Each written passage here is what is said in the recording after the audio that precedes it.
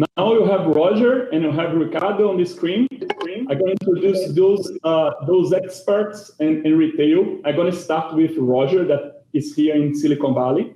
Roger Spitz is the founder of Tech Essential, the global foreign strategy and future intelligence platform based here in San Francisco, and also is a founding chairman of the Disruptive Future Institute, and also he's a advisor of a number of accelerator programs and VC funds, including Berkeley Skydeck and NASDAQ Entrepreneurial Center. Also, you have here with us Ricardo Rocha. He's the head of the Luiza Labs. That the goal of the Luiza Lab is create solutions focused on retail, providing customers with a better shopping experience. Ricardo and Roger, can you hear me? Perfect. Yeah, very well. Great. Thank you so much for being with us in this event. I'm excited to listen to you both. And let's start with you, Roger. What you have to show about the future of retail that isn't a retail. Thank you. Fantastic. Thanks so much, Felipe, StartSe, Ricardo. Wonderful to be here. So we're going to talk about why retail isn't retail. And just as an introduction, I would say that although I've given this talk a number of times in Silicon Valley and Israel, and I keep monitoring the different signals, the pandemic didn't have a fundamental change on the direction. It has a huge impact on retail and on everything in the world. It's accelerated certain things, but the overall direction is not necessarily completely changed. So let's dive in as to why the future of retail is not retail.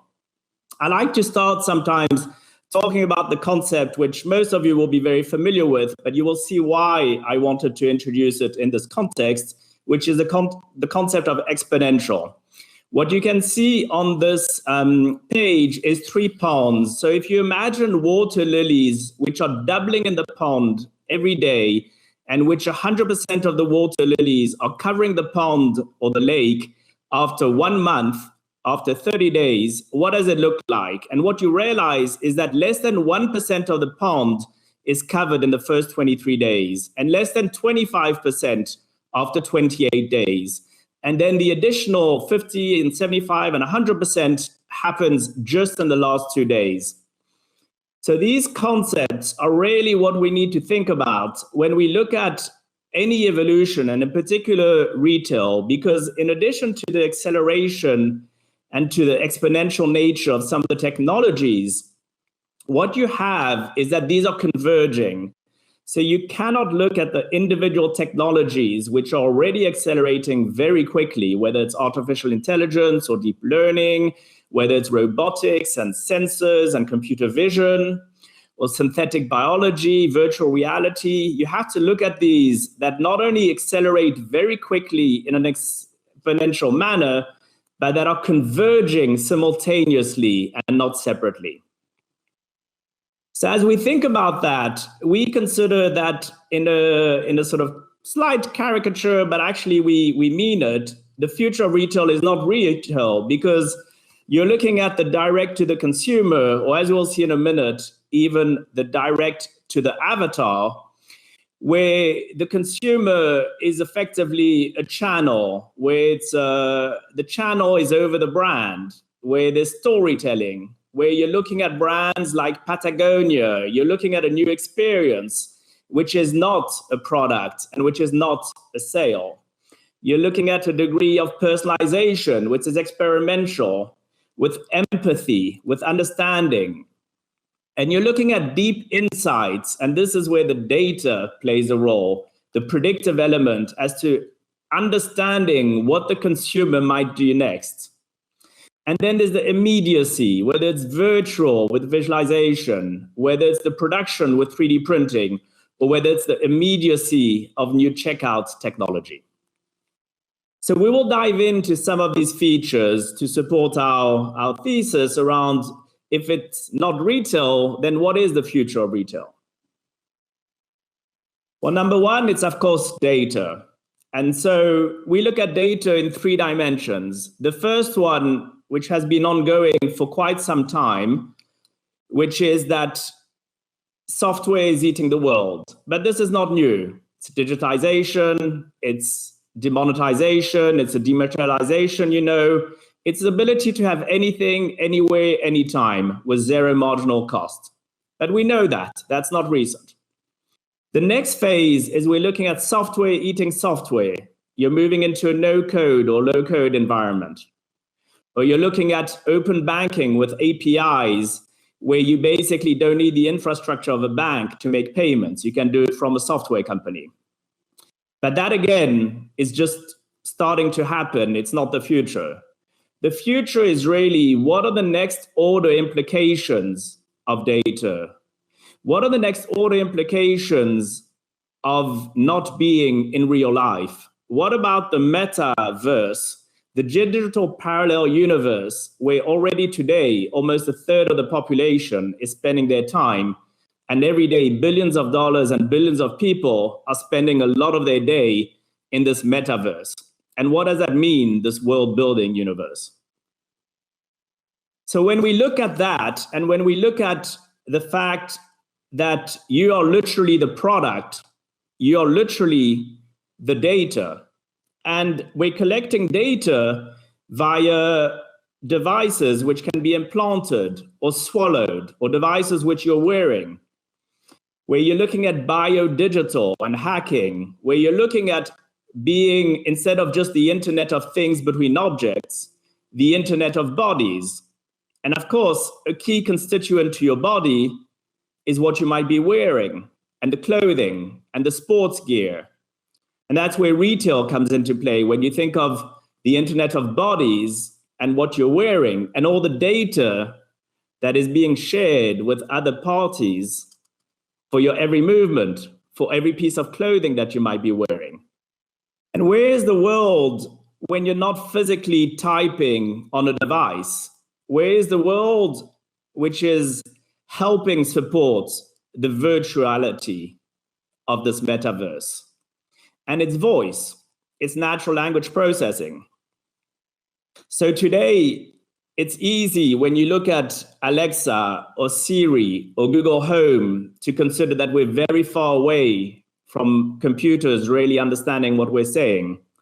But that is just an illusion. Alexa is very young. Alexa is 5 years old.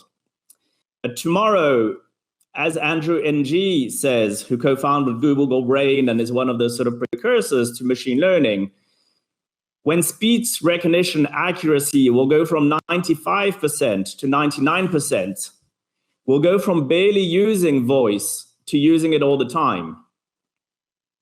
And so that is the battleground that is taking place. It's where everything is predictive. It's where you're shopping by voice, where you're using Alexa, where you're using Siri, where everything you're doing is basically providing data. Even when you're speaking, when you're giving instructions, everything is with a view to predicting what you might do next, what they should be pushing your way for consumption.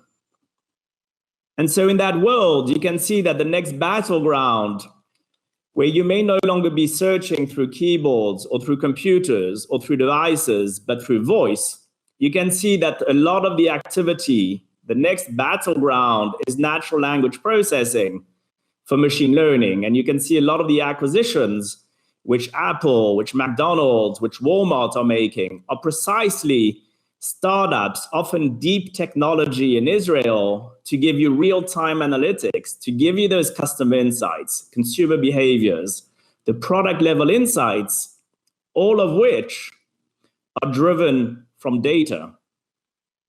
So when Apple bought Voices in Ireland, it's moving more to help Siri with online shopping to better understand your natural language when you're speaking to Siri, and to connect that with your shopping behavior and your shopping. When Walmart acquired Aspectiva, it's AI that is looking at all the user-generated content. If you wrote online product reviews, if you're browsing certain things, at any point in time, Walmart wants to be able to connect. As you're walking around browsing and looking at things on your screen and looking at product reviews, Walmart through Aspectiva can know exactly how you're thinking and what products to push your way for you to consume next.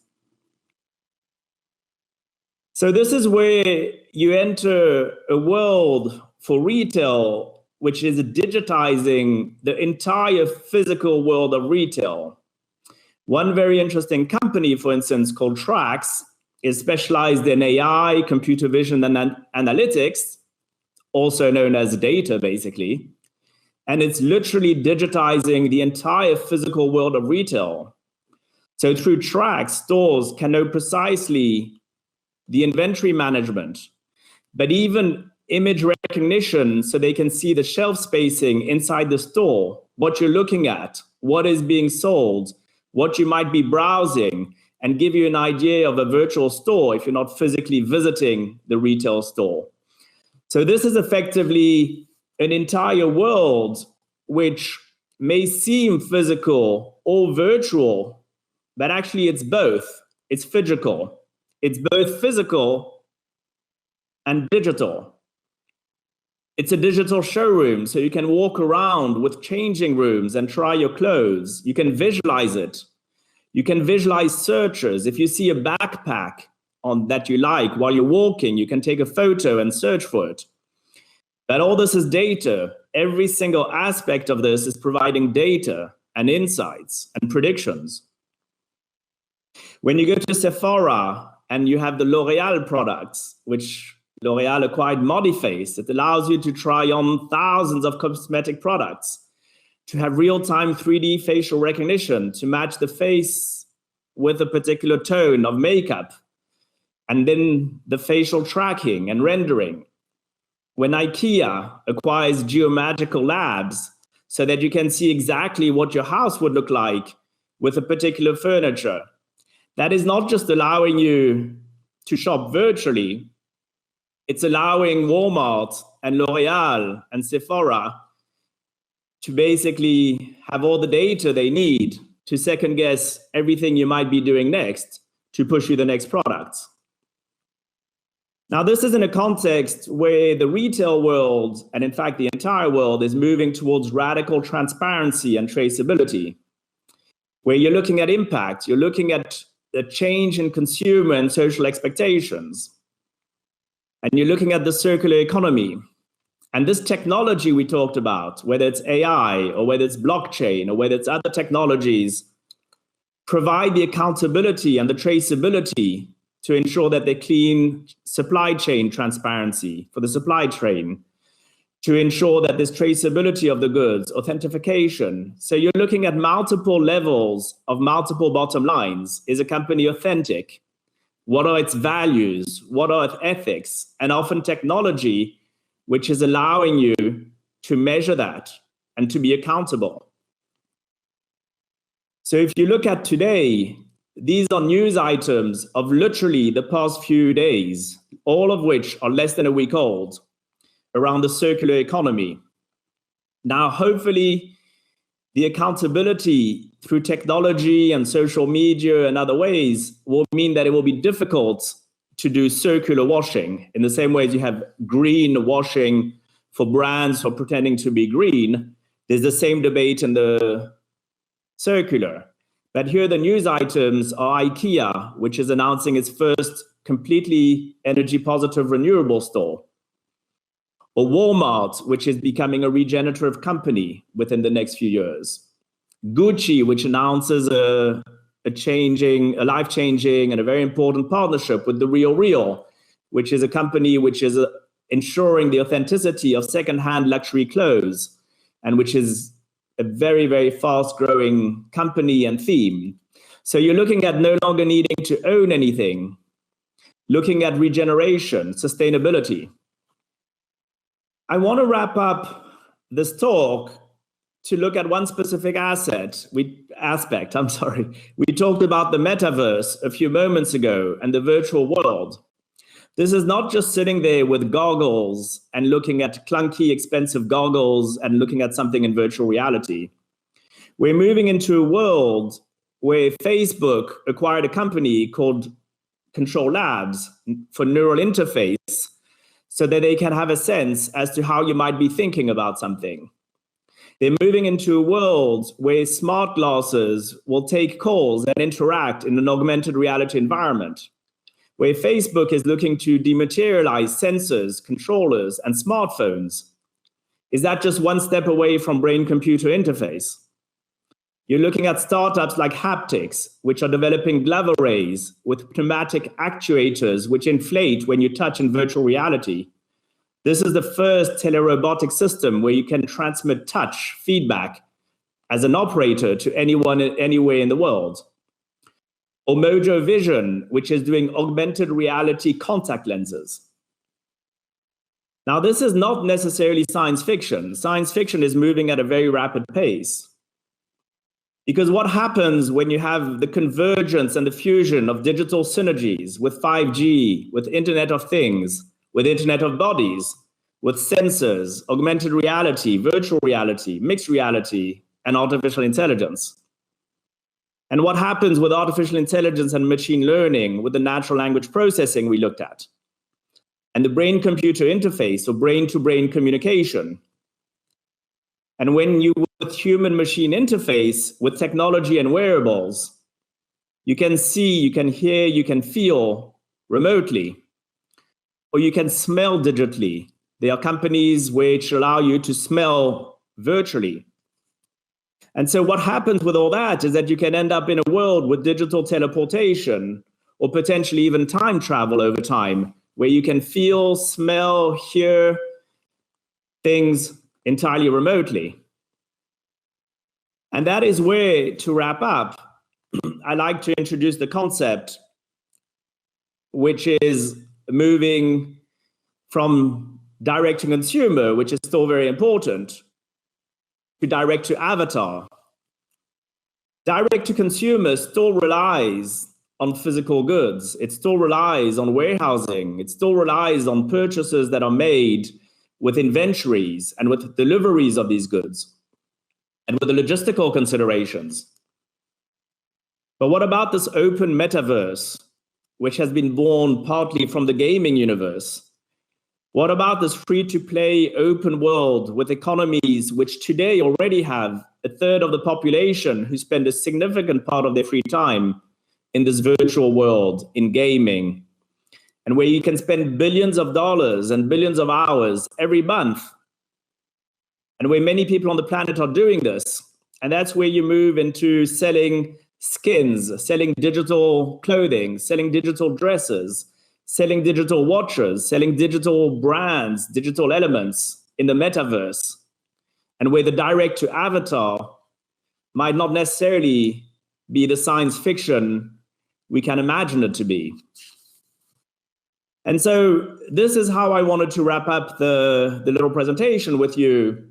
And of course, just as a closing comment, as I started with, the pandemic has been a terrible infliction and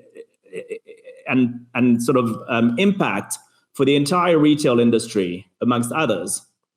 But the direction of what we're talking about is not because of the pandemic. It's simply because of the convergence and exponential change and societal habits and what AI is evolving towards. And that new world of retail is the world which we're driving towards. Some of this is accelerating because of the pandemic, but the direction and the trajectory and the velocity is there simply because we are moving out of this world in terms of physical objects. We are moving into more circular economies. We are having AI, which is increasingly accessing data, billions and billions of bytes all the time from you directly and indirectly. And this is effectively what the future of retail will look like. And it's starting to transpire even today. Thank you. It's a pleasure to have you here, Roger. Thank you so much to share with us all this knowledge. And I was here getting some notes. And when we hear speeches like this, we believe, I have the feeling that will be highly influenced by machines in the future.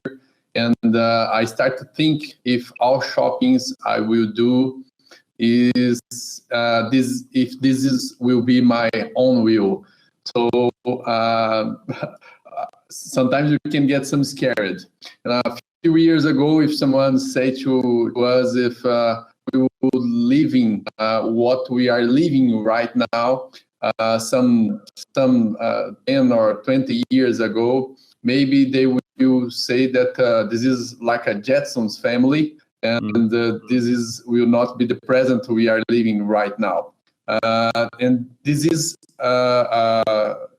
maybe this could be the thought we can have right now with all these subjects we will bring to us here. But now we are living a present that someone has some doubts in the past. So I don't have doubts that we will live some experience like that. I get some notes here, and I will do some questions more about the today and the living of the technologies that influencing us on today. And the first one that I get some notes here is about the subject. And I would like to ask you in a few words why the future of retail is not retail. Right. It's no, thanks for that, Ricardo. It's a slightly provocative, of course. But as I mentioned, I do believe that, and also it's, once again, it's not pandemic related. I've been holding this view and expressing it for some time. But the reason I mention that is because often if you consider retail, you're looking at a number of things. You're looking at stores or retail, venue. You're looking at brands. You're looking at consumers. You're looking at maybe storage and stocks and production and ownership and a number of features like that. And I guess what I was trying to think about is not just the sort of next stage of all that where the same things become online. So you still have warehousing and you still have logistics and you still have brands and that. But where actually it might be that you need to look at the next order implications of some of the changes which are happening in ways unrelated to retail. But what does it mean, the virtual world? What does it mean that we're less in real life? What does it mean that you're starting to make many purchases and sales in this metaverse? What does it mean that people are spending their time in metaverse, that they don't want brands anymore or objects or ownership necessarily, that you need a circular economy? And of course, the evolution of AI, to your point, Ricardo, which is, will you be the one choosing what you buy in the future, or will you sort of unconsciously be given what, a machine is expecting you to buy? And so when you look at the next order implications, I do believe that doesn't necessarily look and feel like retail as we could define it today. Very nice. I can see just this concept. Now we are living in Magalu.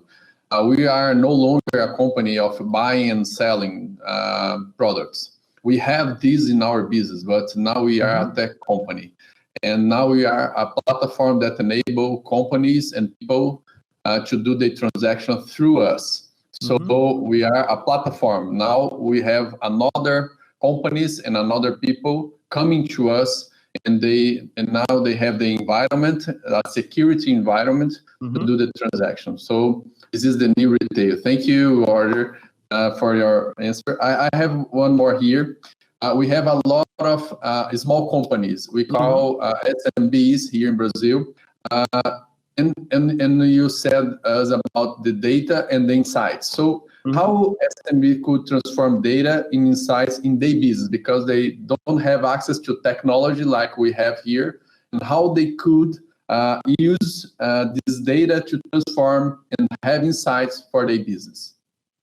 Yeah, no, that's very important, because you're right. Not, the retail industry and many industries rely on so many SMBs, and that are so much the lifeblood to the economy, right? But I would say a number of things. First of all, the cost of sensors and electronics and AI and some of the underlying technology is dropping very, very fast. What are the features that one realizes as part of the exponential when we started with a little illustration is part of the reason it's exponential is because of the speed with which the costs and the processing power and the capabilities evolve. And so what would have seemed like aspects, specific technologies which are very expensive or very hard to reach or to achieve or to buy, become more and more commoditized and more commercially available. So that's point number one, is that the barriers to entry may not seem as big as they are, especially over time for some of these. The second thing is that ultimately,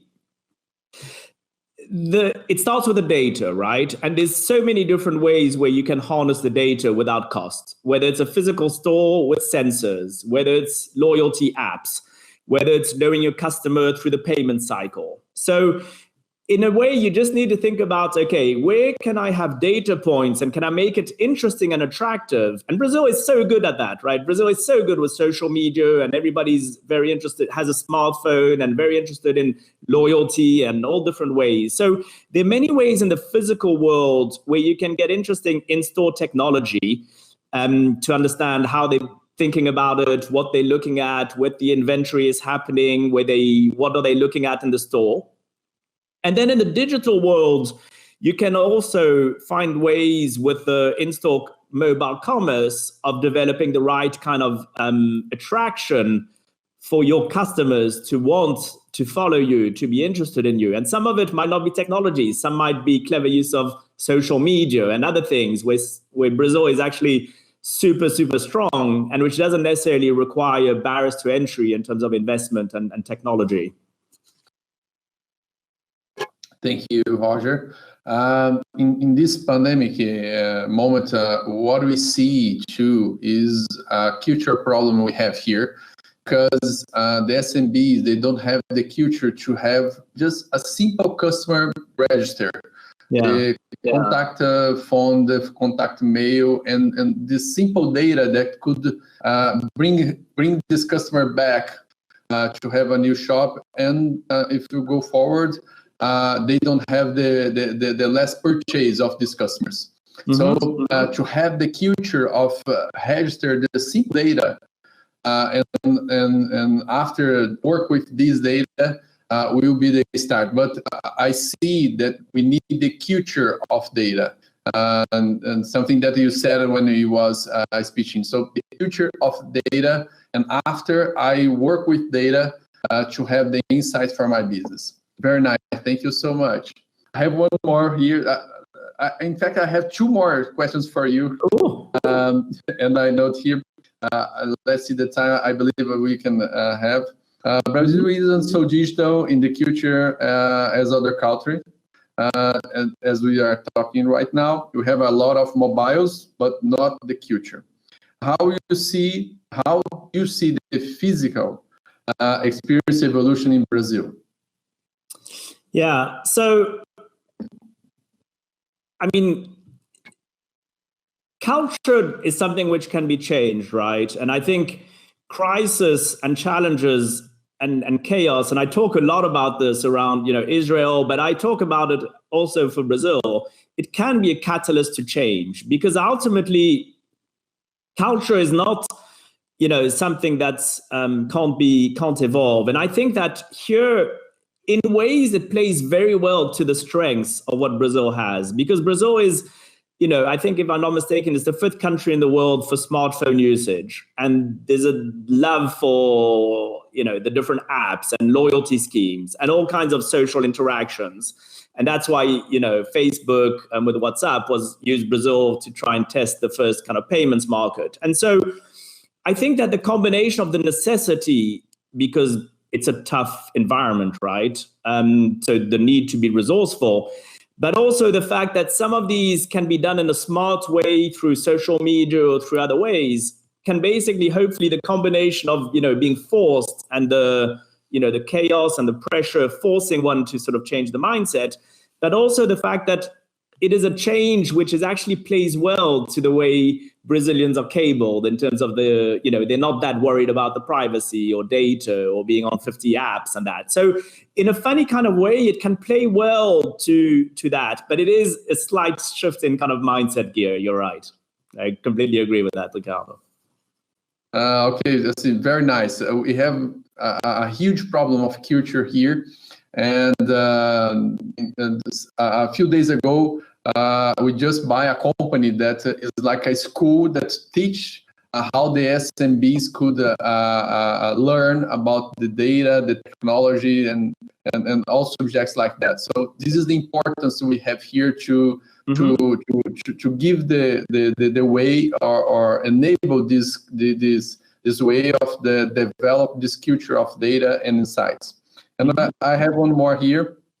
So to businesses that can't buy or develop those technologies, we are here, and we heard about from you, how they can come to this game. We saw all this reality here of the future, how they could come to this game and maybe try to fight with so large companies, with so large technology. Yeah. So no, it's an important one. And actually, I'm just going to make a comment. Congratulations on the acquisition of the data teaching companies. One of the topics I talk about quite a bit, Ricardo, is actually that data literacy should be taught at school like languages. It's so important.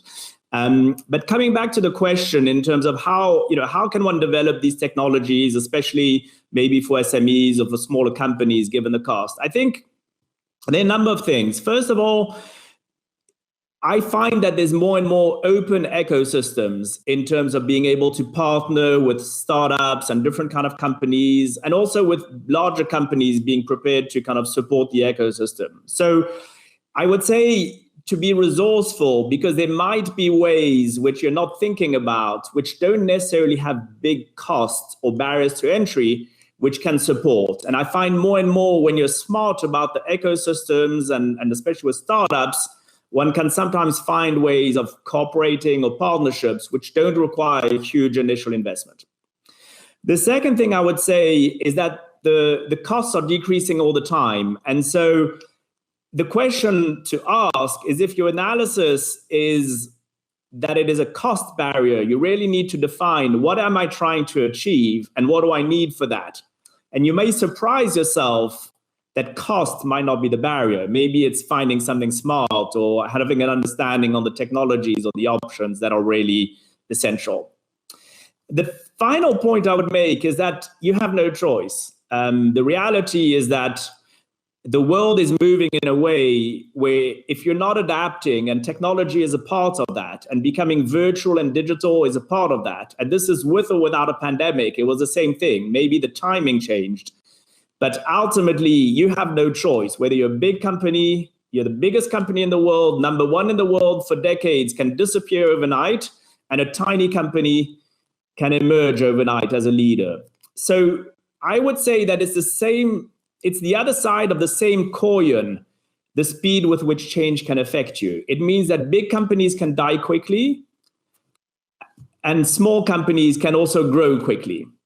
And ultimately, it's a question of being agile and smart and resourceful, because nothing guarantees that you will stay relevant. It's not a guarantee. It's not because you're big or because you have more resource or because you're well-funded that you'll be smart. You can grow very quickly, very fast, if you're relevant, and you can disappear very quickly if you're not relevant. Thank you, Roger.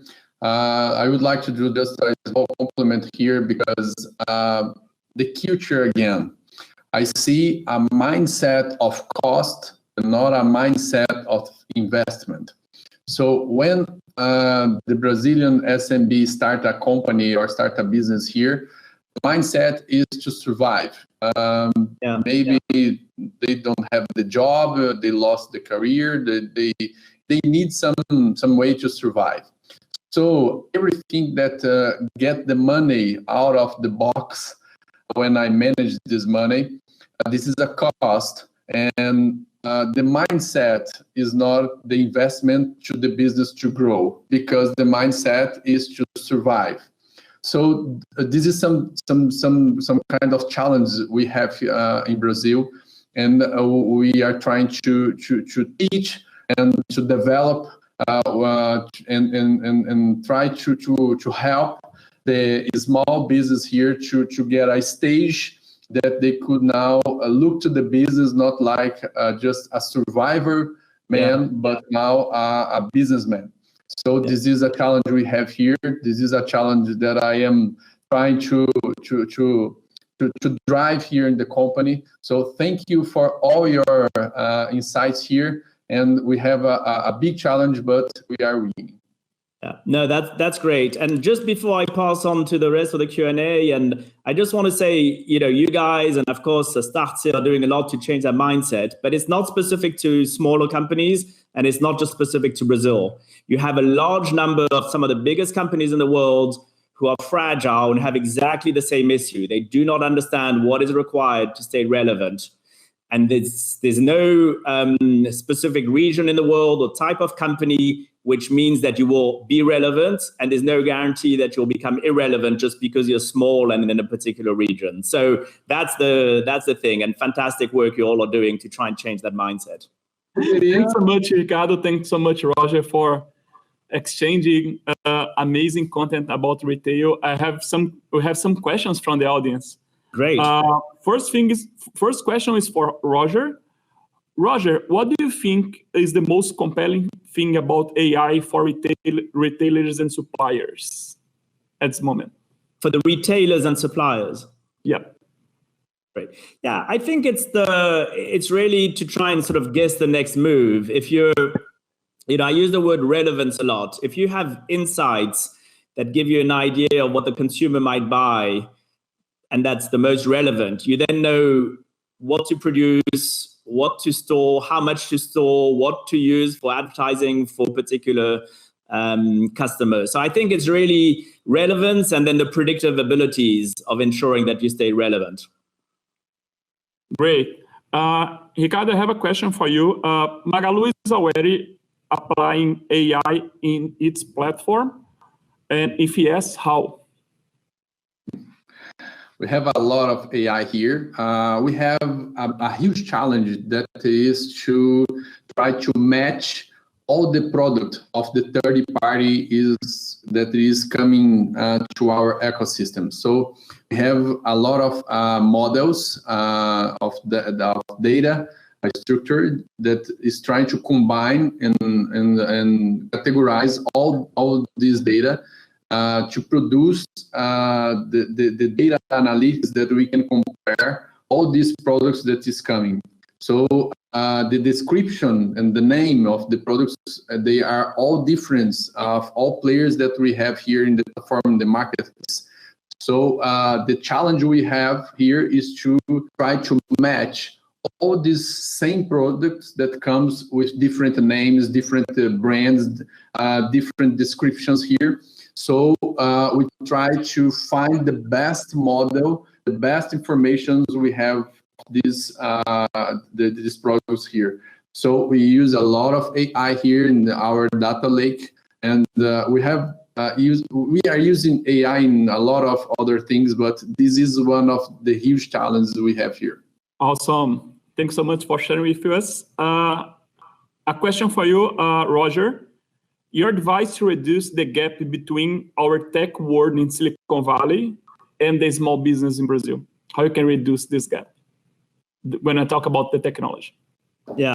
So I'm going to say something maybe controversial, but I don't believe, clearly Silicon Valley brings a lot of ideas and innovation and that, but I don't believe that there's a specific geographic limitation to good ideas. And so that's point number one. And the second thing is that actually for areas like retail, there's some countries which are amazing, probably even stronger to my mind than Silicon Valley, such as Israel. So I think it's really just staying curious, staying connected with, ecosystem attractors like StartSe and others globally in Brazil, because I don't think there's a limitation to where good ideas come from. A lot of the technology is not proprietary to this or that country. A lot of it is open source. A lot of it is quite cheap.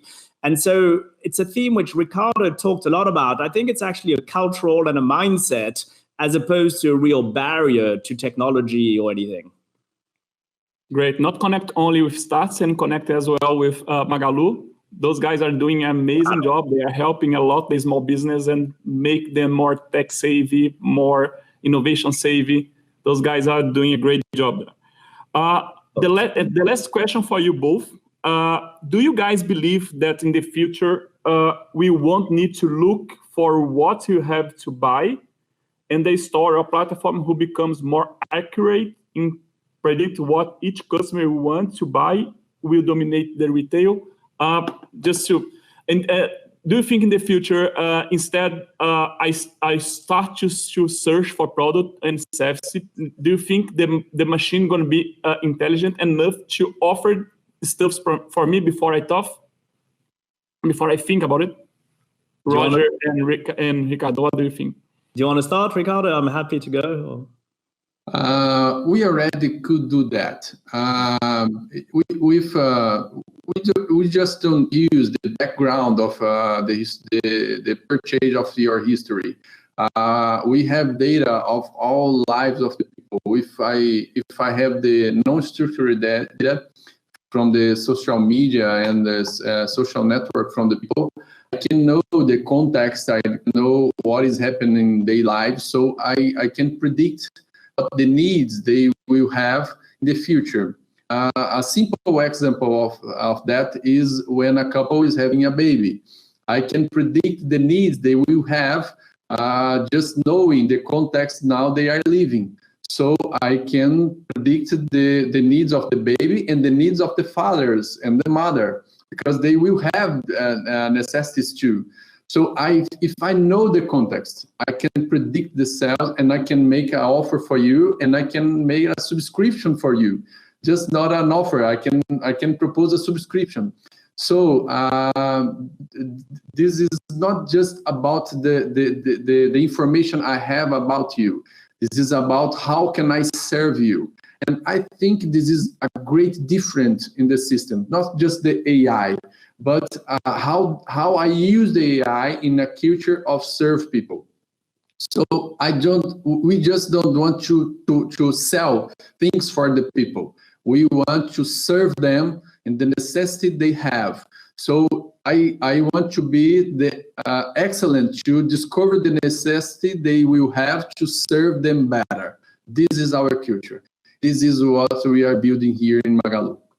Roger, can you see why I am a big fan of Magalu in Brazil? Those guys are doing an amazing job there when I talk about AI and technology. Of course, no doubt, and I think without a doubt, any ecosystem players like you guys, Ricardo and Magalu, and that who are just supporting the ecosystem, who are supporting the technology, the startups, and that these are really partners for everyone, for the SMBs, and it's amazing. And just 30 seconds to answer the question as well, Felipe.